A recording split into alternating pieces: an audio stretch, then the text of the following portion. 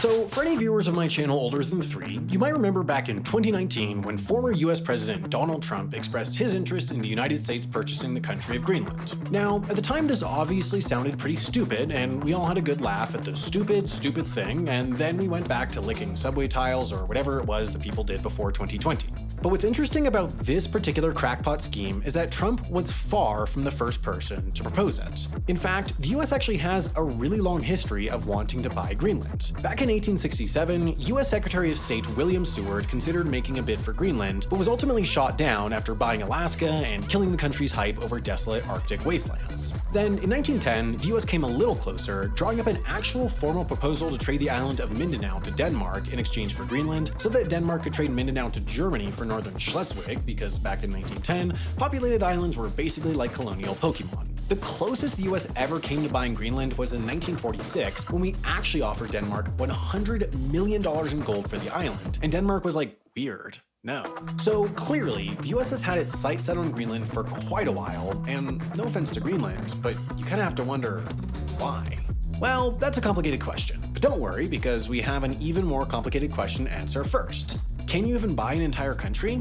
The short answer is no, but the long answer is kinda not really, but maybe sorta? The main example that people point to is the Democratic Republic of the Congo, which, in a sense, was purchased in the late 1800s by Belgian King Leopold II, who privately bought up territories in Africa and declared it a country. But that example is not great, given that the local leaders didn't know what they were signing, the country never really operated as a real country, and King Leopold ended up killing 10 million people in the process. I mean, can you say I purchased an apple if I didn't pay for it, it's not an apple, and also I lit the grocery store on fire? Maybe, I'm not a scientist, but if this is the best example of countries being bought in modern history, then buying countries seemingly isn't a thing.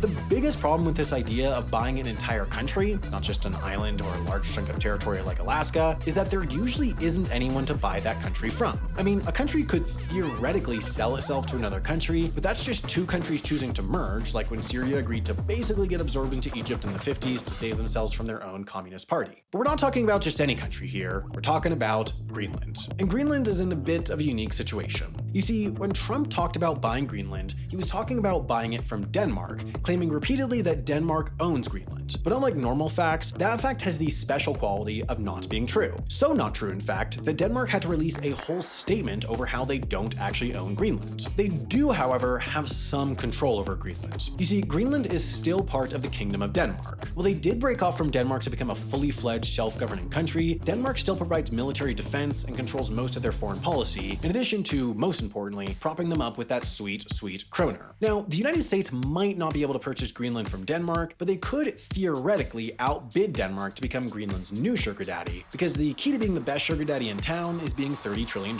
in debt. But let's just set aside the complicated geopolitical truth for a minute and fantasize about a world where the United States can buy whatever they want without the soy boys at the UN whining about self-determination. What use does the US have for this massive Scandinavian ice cube? Well, one particularly boring answer is that this massive Scandinavian ice cube is full of crude oil, coal, zinc, copper, and iron, which makes it pretty bad at being an ice cube, but pretty great at building more fighter jets that don't do anything. There is, however, a more interesting answer, and it has to do with this place, the Northwest Passage. Right now, the only practical way to ship stuff through the Americas is to go all the way down to the Panama Canal, because this is pretty much all ice. Or at least it was all ice until the oil companies of the world banded together to right this grave injustice. In recent years, shipping companies have started shaving days off their shipping routes by hiring icebreakers and trudging through the Arctic, but by 2060, this entire route will likely be completely open during the months of August and September. And if our heroes at Chevron keep it up, we might also get to see the theoretical transpolar sea route get some use for at least a couple of years before we all die. So this general area is going to become one of the most important economic regions in the world in the next decades, and as you might have noticed, Greenland is sitting smack dab in the middle of it. Also no coincidence that the US started panicking about Greenland a year after China started calling itself a near Arctic state, which is about as true as calling Sweden a near African state, but that didn't stop them from planning their own Arctic shipping route and also asking if they could pretty please start buying military bases in Greenland. So hey, if you were in the market for Greenland, you probably want to do that sooner rather than later.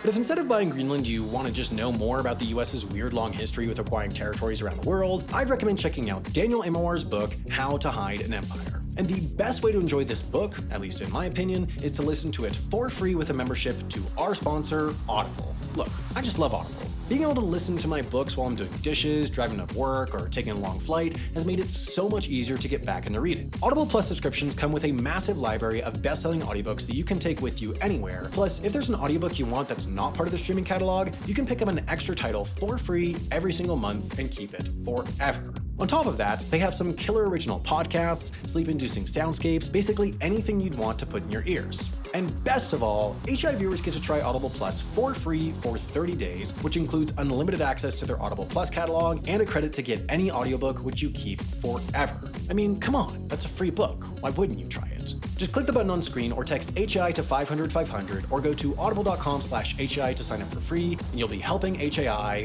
while you're at it.